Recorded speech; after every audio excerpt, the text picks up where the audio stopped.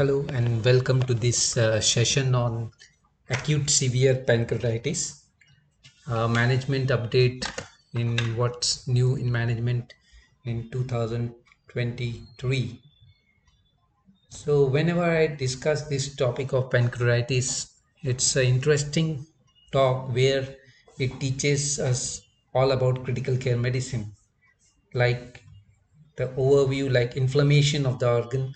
So we always talk in critical care about inflammation and to differentiate it from infection.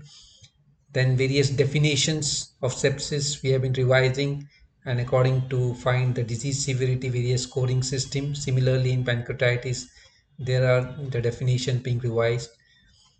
Knowing the underlying etiology to understand the disease process and to find some of the uncommon causes which can lead to this problem. Fluid management is an important in critical care medicine where we always talk about aggressive versus less aggressive fluid management. Analgesia is an important component in patient management where you can start from conventional epidural or patient control analgesia. Nutrition has to be planned, whether these patients to be kept NBM, whether early enteral nutrition or the total parenteral nutrition.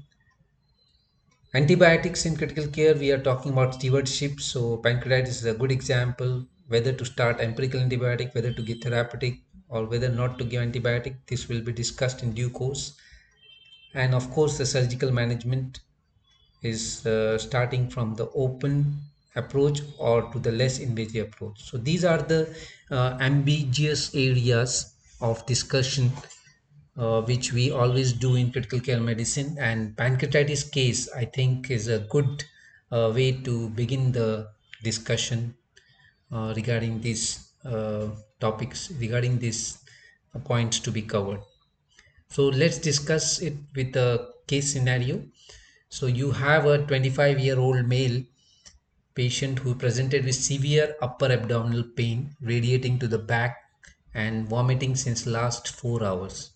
So this young guy with sensorium normal, pulse is 100, BP of 140 by 90, respiratory rate of 28. On abdominal examination, there is epigastric tenderness, carding, rigidity, sluggish peristalsis, and no distension. This is a common scenario in the emergency room. And patients with acute abdomen, as you know, abdomen is a magical box. So there could be n number of causes for this kind of severe abdominal pain.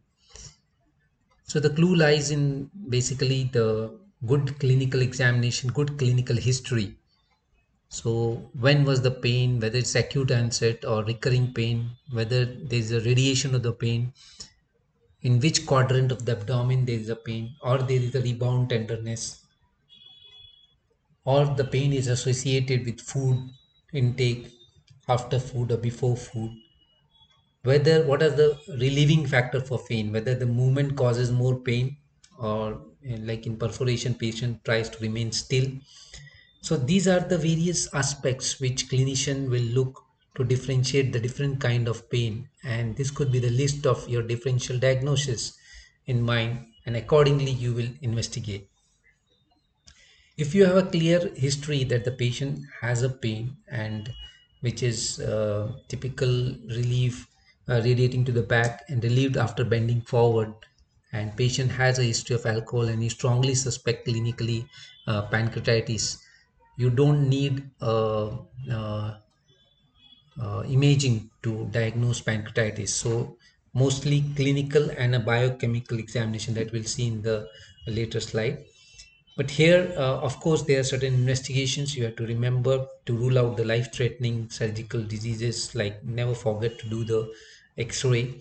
So what are the differential diagnoses? Let's see the differential diagnosis. So here in the cartoon, you can see that right upper quadrant, there are various reasons like cholecystitis, pyelonephritis, where the pain from loin to groin, or pain in the loin, ureteric colic, radiating pain, hepatitis, pneumonia can have a referred pain in the abdomen. Similarly, the relation to the food can cause gastric ulcer pain or a pain of appendicitis where there is a rebound tenderness you'll find, inflammatory bowel disease, gynecological causes in female patient, testicular torsion. These are some of the causes of pain. Never forget the diverticuli or ureteric colic. So you have to categorize whether the pain is periumbilical, like in small bowel obstruction, large bowel obstruction, appendicitis, abdominal aortic aneurysm, or is in epigastric region where patient can have pancreatitis, cholecystitis, peptic ulcer disease, or sometimes Shepherd pain with myocardial infarction. So this list has to be clearly seen, and you have to correlate it clinically, and never forget to do the chest x-ray. Here you see the gas under diaphragm, so it's a surgical abdomen. And in female patient, never forget to do the urine pregnancy test, because you may should not miss the ruptured ectopic. That is very important. Now, investigation, as I said, routine lab investigation which you send are CBC, calcium, LFTs, AST, bilirubin, albumin. The two important enzyme markers we use for pancreatitis you send is serum amylase and serum lipase. We'll know the importance of these. C-reactive protein, renal function test. When to take, do the imaging in USG abdomen, contrast, enhanced CT abdomen, and MRI. So the timing of investigation is very important. So if your diagnosis is clinically acute pancreatitis, you know that this 20 to 30% of patient may develop the severe form. These are the two spotters. Can you guess these images? So here you see from NEJM I have taken this. It's periumbilical ecchymosis and loin ecchymosis.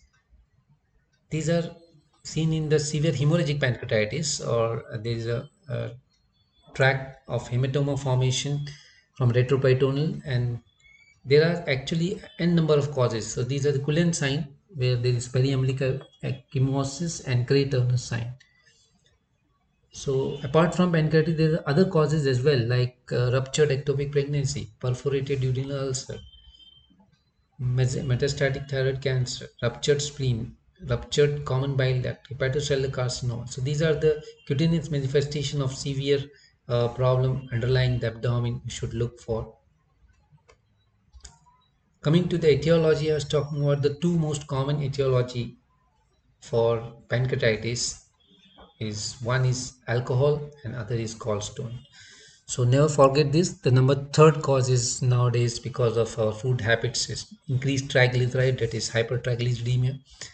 Apart from that, take the history of common drugs which patient may be on: furosemide, commonly used, estrogen, tetracycline group of drug, or some chemotherapeutic drug like 6-mercaptopurine, azathioprine, or salicylates. Infections can cause lead to pancreatitis as shown here, and sometimes you may get pancreatitis post endoscopic retrograde cholangiopancreography. So in such cases, diclofenac suppository in avoiding the SIRS might help to prevent the pancreatitis. So what is the clinical diagnosis? Clinical diagnosis is based on two of the three criteria. So as I said, sudden onset typical abdominal pain and elevation in the markers like amylase and lipase should be more than 3 times is sufficient to diagnose the pancreatitis. You need not do imaging on day one. Yeah, you will be doing imaging like ultrasonography if you're choosing to do on day one, that is to find out the gallstone or cause etiology of pancreatitis. CT scan, if you want to do, that means you are in doubt whether it is pancreatitis. Rule out other causes, then you will do the CT scan. Ancillary ERCP or MRCP or esophageal ultrasound is decided by the biliary cause, or if you are sure that it's a biliary cause and ultrasound miss the gallstone, then you may go for the early ERCP or MRCP. When to do the CECT abdomen? So contrast enhanced CT in pancreatitis will be on after 72 hours or day 3 or 4 when the patient is deteriorating, or when you think there is a necrotic changes are occurring, but never on the day 1, or to subsequently to find out local complication if they are happening, then you may consider CT at the later date. So you should be aware about the timing of investigation in pancreatitis. So what is the summary statement about imaging from evidence-based guidelines? So on admission, ultrasound should be performed to determine the etiology of acute pancreatitis, that is biliary etiology. 1C recommendation. CT scan only when the doubt exists, provides good evidence of presence or absence of pancreatitis. All patients of acute pancreatitis should be assessed with contrast imaging. If the patient has deranged renal function, you may go for MRI. But the optimal timing, remember, is 72 to 96 hours after onset of symptoms. MRI, cholangiopancreatography, or endoscopic ultrasonography, ultrasound should be considered to screen for occult common bile duct stones, as I said in this grade 1C recommendations.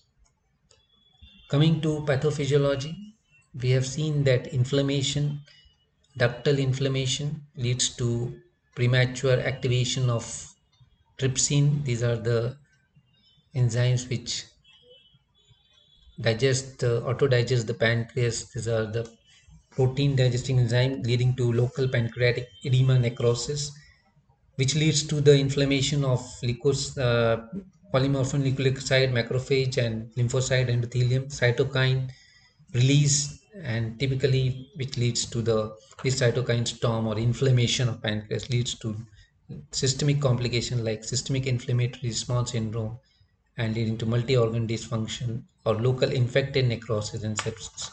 So this is 20-30% of the patient which may progress to severe pancreatitis. Most of them will recover in 3 to 4 days. So which lab parameter and which score are indicated for risk assessment to prevent the patient going in this complicated phase of infection? So we discussed about these enzymes. So when to do serum amylase. So if the patient comes within 24 hours of illness, there is high chances of finding the raised amylase within 6 to 12 hours because of short half-life, and it's missed if the patient presents more than 24 hours because it comes down by that time.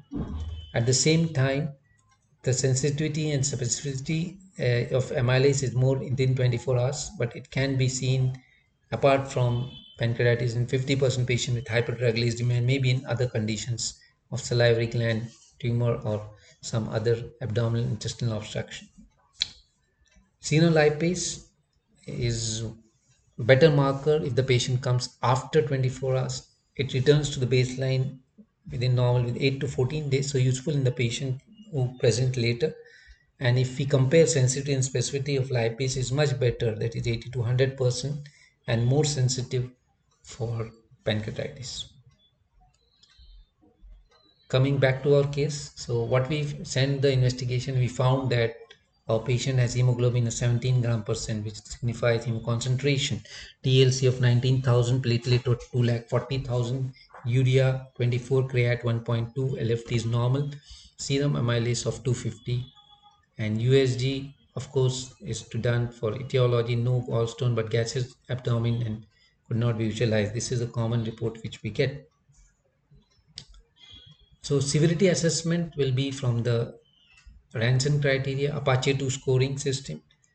BICEP is the new bedside index for severity in acute pancreatitis, are often used. Emory prognostic system, CT severity index, that is Balthazar, and C reactive protein levels. So these are all the ways by which you can assess the severity in pancreatitis. Ranson criteria is given in the books. If you see, the criteria involves the age, blood sugar level, WBC count, LDH level, and ALT. And if age is more than 55, sugar more than 200, counts more than 16, LDH more than 350, ALT more than 250 at presentation.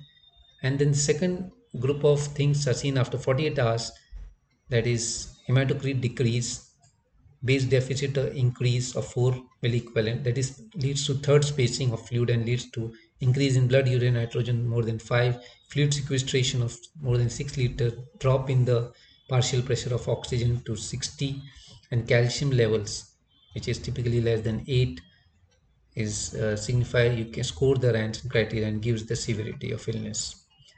Glasgow is similar to Ranson. What is added here is your albumin level, where less than 3.2, calcium, glucose, urea, AST, LDH, PO2 WS are similar to what you see in Ranson. So albumin less than 3.2. Bicep, as I told, is it's very simple severity index which can be applied to the patient. So blood urea nitrogen, B is blood urea nitrogen more than 25, I is impaired mental status, S is signs of surge like tachycardia, fever, and increased respiratory rate, age more than 60, P is pleural effusion. So if these score is present more than 2 points, is you have to admit in the ICU and monitor the patient. So as per the severity, we divide the pancreatitis as mild acute pancreatitis, moderately severe, and severe acute pancreatitis. So this depends upon the organ failure as well as the local and systemic complications.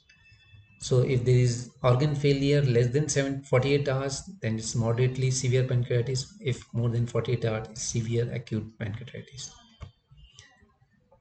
So if we compare the severity wise, of course, mild acute pancreatitis recovers most of the time. There is no local complications, so mortality is low. If there is a transient vasopressor requirement, transient organ failure, then mortality is low. But severe acute pancreatitis present more than 48 hours, there is high mortality. So what are the summary statement for lab and risk scores? Evidence-based summary statement. The cutoff value for serum amylase and lipase is 3 times the upper limit. C-reactive protein, if you are doing it's more than 150 at third day, can be used as prognostic factor for severe acute pancreatitis, the grade 2A recommendation. So on day 3, it's a marker of inflammation. So C-reactive protein more than 150 defines the severity of prognosis. Hematocrit similarly more than 44% presents as independent risk factor for pancreatic necrosis, 1B recommendation. Urea greater than 20 itself is an independent predictor of mortality. So hematocrit and urea will tell about the fluid status, and hemoconcentration is a bad marker. Increase in urea is a bad marker.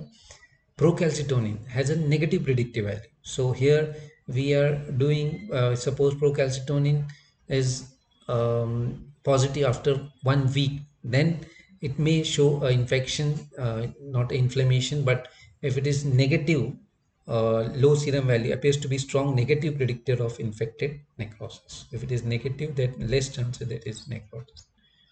In the absence of gallstone or significant history of alcohol use, then you go for the serum triglyceride and calcium, and triglyceride more than 1000 indicates it as a etiology for cryptic or there is absent gallstone, so that triglyceride level may be the cause causing acute pancreatitis. About prognostic scoring, as I told, apart from various scoring systems like Ranson, Emery, the best is the bedside index score for pancreatitis, bicep scoring, blood urea nitrogen, impaired mental status, SIRS, age, and pleural presence of pleural effusion. So simple bedside application, or sometimes you can add Apache 2 score rather than other complex scores. 1B recommendation. Coming to the approach in pancreatitis. So if we see, it is a organ with multidisciplinary approach is required. So you require a critical care physician. The major role is played by them. Then the surgeon, when to involve the surgeon, and then interventional radiologist, when to involve them. So it's a whole game is in hand of a critical care physician. So principles or pillars of management is fluid resuscitation. Early fluid resuscitation is the key. Pain management, there's a lot of pain in pancreatitis, so that is the must. Nutrition, when to start the nutrition in pancreatitis, when to keep nil by mouth, and the role of prophylactic antibiotic. These are the 4 pillars of management which we are going to discuss.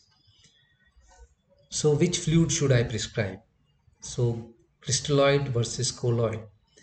So these are the various fluid: ringer lactate, plasma-lite, normal saline. You can see the various sodium and potassium concentration. But if you see in pancreatitis, most of the studies have mentioned the ringer lactate as a fluid of choice because it has also got the anti-inflammatory property. It is a Hartmann solution, which is the sodium and potassium is similar to what is present in the plasma, and with additional anti-inflammatory properties, a fluid of choice. Now we know the risk of fluid overload, so when you give fluid, it should be treated as a drug. So its risk benefit has to be analyzed. So it should be the dose, type, duration, de-escalation. So you have to treat IV fluid as a medication. So are there any guidelines? Are there any guidelines to manage the fluid management? How aggressive we should be in fluid management in pancreatitis?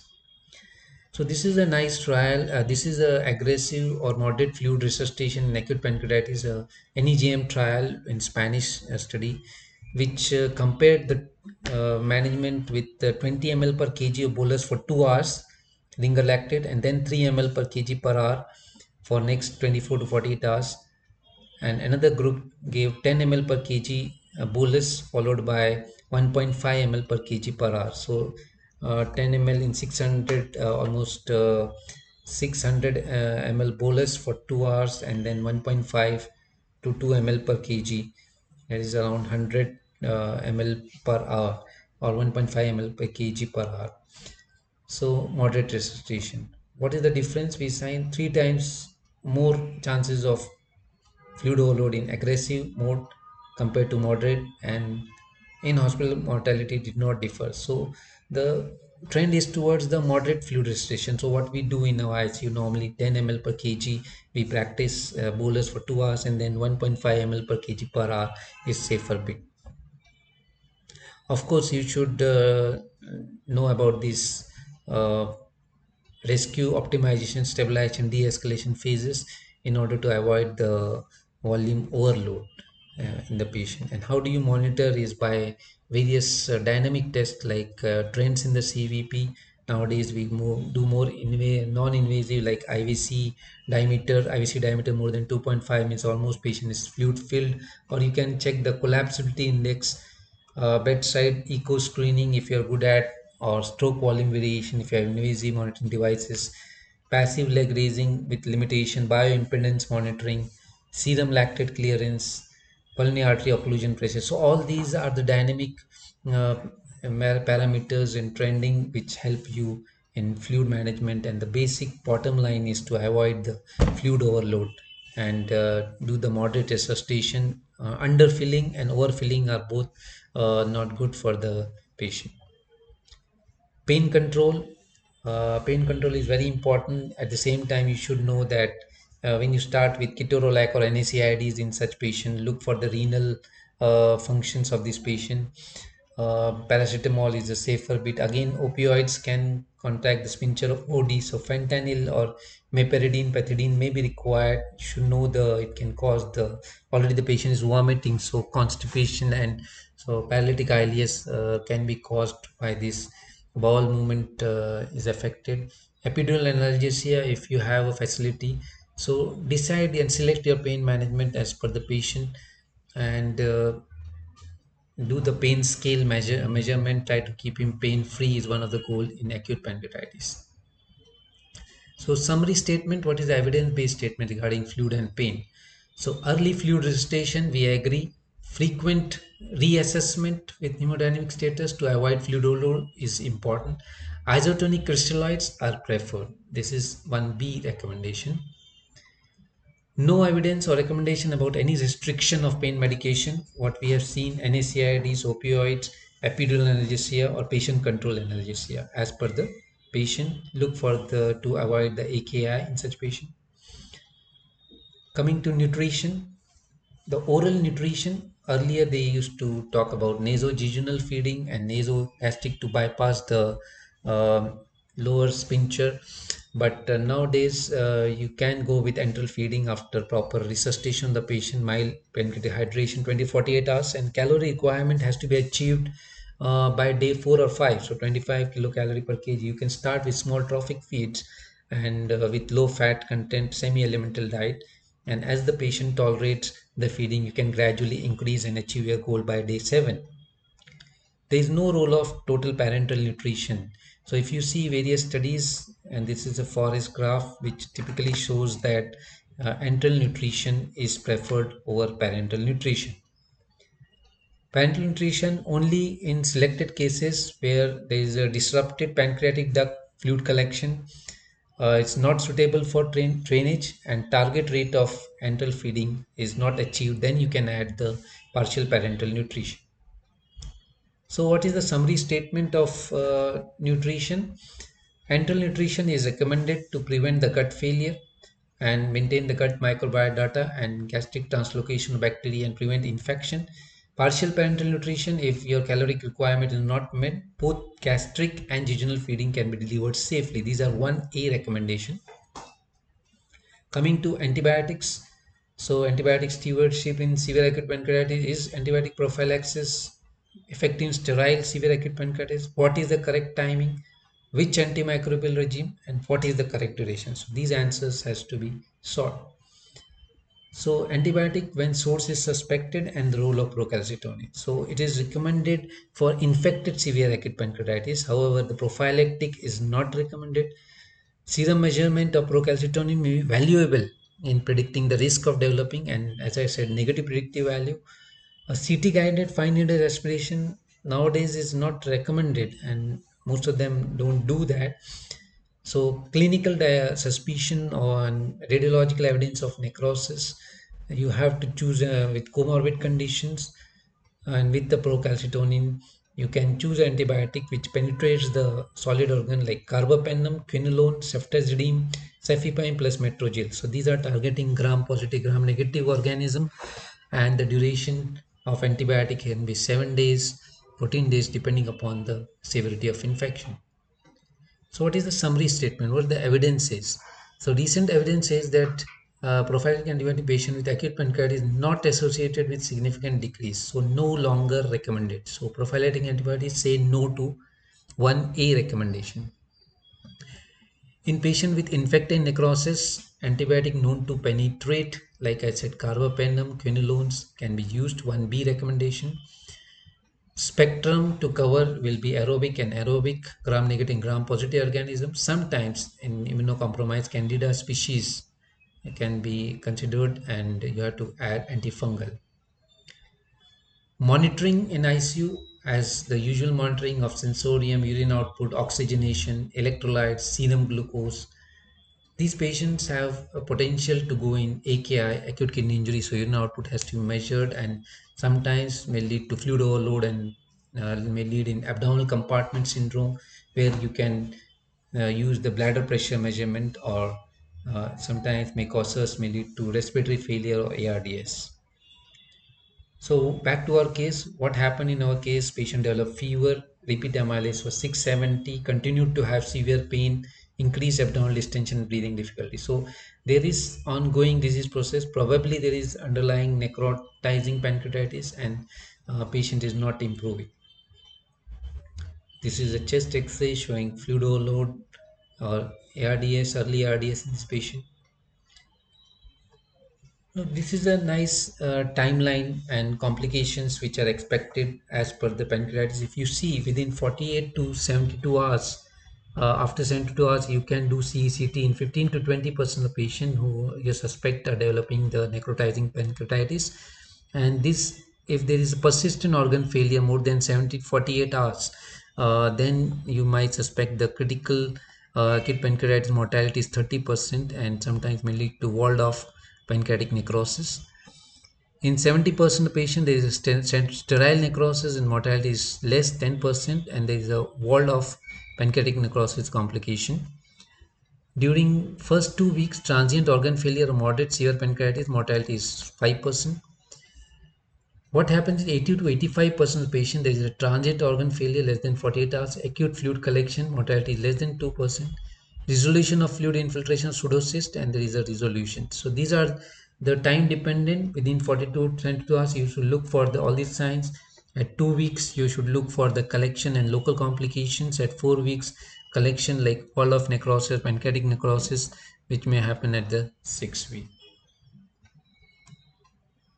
So revised Atlanta classification. So what happens within 4 weeks? is acute fluid collection or acute necrotic collections. So homogeneous fluid with density, no encapsulation, interstitial edematous pancreatitis. An acute necrotic collection, there's heterogeneous both fluid and solid components, no encapsulation, and acute necrotizing pancreatitis. What happens after 4 weeks is there is a pseudocyst formation, homogeneous with fluid density, well-defined wall, and walled off necrosis is necrotizing pancreatitis, well-defined wall, and heterogeneous fluid, solid and liquid component. So CT scan is important in identifying this AFC, acute fluid collection, acute necrotic at 4 weeks, and pseudocyst and walled off necrosis after 4 weeks.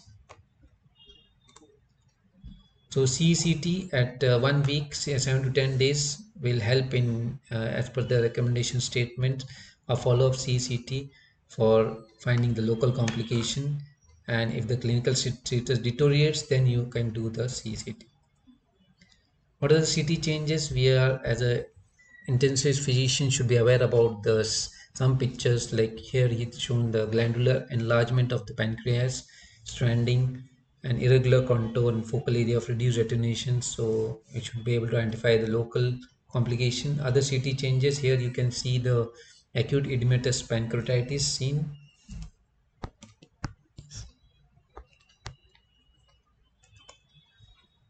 This is showing the necrotizing pancreatitis on day 7. So this is a pseudocyst formation. If it obstructs the food pipe and patient is having repeated vomiting, sometimes you have to drain. Most of the time it will resolve on its own. So various CT severity index grading is done on the grade A is a normal pancreas, grade B is a focal inflammation, grade C is a peripancreatic inflammation, grade D is with single fluid collection, and grade E is 2 or more fluid collection. So when there is a fluid collection D and E, and the severity is increasing. So these are the various grades. You can see here focal pancreatitis, focal swelling. Grade C, you can see single fluid collection here and 2 fluid collections with necrosis. So grade E is the severe pancreatitis. So grading is done on the percentage of necrosis of pancreatic gland. With 30%, more than 50%, you grade it 6. Mortality, if the severity is high, is 92%. If 7 to 10 severity index is there, mortality is very high, complication rate is very high. What do you see in this slide? You see like air in the pancreas. Here is appears as infected pancreatic head. So this patient will require antibiotic therapy. So gas forming organism is there. So definitely patient pancreas it is infected necrosis. Like you see in emphysematous pyelonephritis, similar kind of picture seen in pancreatitis. It gives a clue, clinical clue that it's infected. So CT severity index is a prognostic indicator. Apache and Ranson criteria are superior in prognosis of systemic complication. CT severity index is good for pancreatic complications, and combination of clinical as well as CT is more comprehensive prognostication for this patient. Infected necrosis, when you suspect if the patient is clinically deteriorating, failure to improve, you do the abdominal, there is no role of FNAC. If at all now the surgeon is involved, you should look for step-up approach, that is endoscopic or percutaneous or radiological intervention rather than open surgical necrostomy. So minimally invasive is preferred in this situation in today's evidence-based step-up approach. So if you see the time course of action of pancreatitis is a summary slide which is showing that what you do in first 48 to 72 hours is aggressive fluid management, ringer lactate, as I said 10 ml per kg, and then 1.5 ml kg per hour. Use your dynamic parameters to monitor.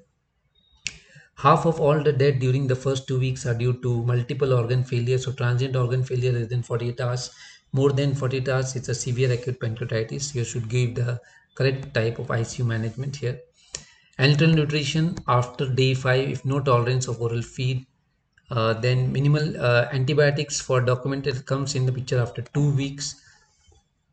So minimally invasive procedure for local complication after 4 weeks. So surgeon comes into picture after 4 weeks, and half of all death occur after 2 weeks are mainly due to pancreatic and extrapancreatic infection. So if you have higher mortality in severe acute pancreatitis within 2 weeks, first 2 weeks it is systemic complication. After 2 weeks it's local complication, pancreatic and extrapancreatic infection. So what is important is surgical consult. So these are the guideline. I am not against surgeon. This is in the guideline. Postponing surgical intervention for more than 4 weeks after onset of disease result in less mortality. So you should involve a conservative surgeon and in when you get a case of acute pancreatitis. Delay in intervention is important. Minimally invasive surgery is preferred. There is a role of ERCP in biliary pancreatitis. Early gallstone is seen, and then you can go ahead. So, what is the summary evidence-based statement? An infected pancreatic necrosis, step-up approach, delay in the surgical treatment. 1A recommendation. Minimally invasive strategies like video-assisted retroperitoneal debridement. 1B recommendation. Now coming to other complication ICU, these patients are alcohol, so maybe alcohol withdrawal, hyperglycemia, they have to correct. To prevent recurrence, when to do the interval cholecystectomy, acute gallstone pancreatitis, peripancreatic fluid collection, cholecystectomy should be deferred until the fluid collection is resolved. And laparoscopic cholecystectomy during index admission is recommended in mild acute pancreatitis. So this call has to be taken only in mild cases. So key points in this session are early crystalloid administration, ringer lactate, early enteral nutrition by day 3-4 once the patient is settled hemodynamically, no role of prophylactic antibiotic until unless infection is documented, carbapenem in documented suspected severe pancreatic necrosis clinically, ERCP indicated in gallstone pancreatitis cholangitis, endoscopic debridement or minimally invasive procedure is superior. So that ends the session of pancreatitis. Thank you very much. You can put any queries in the comment section.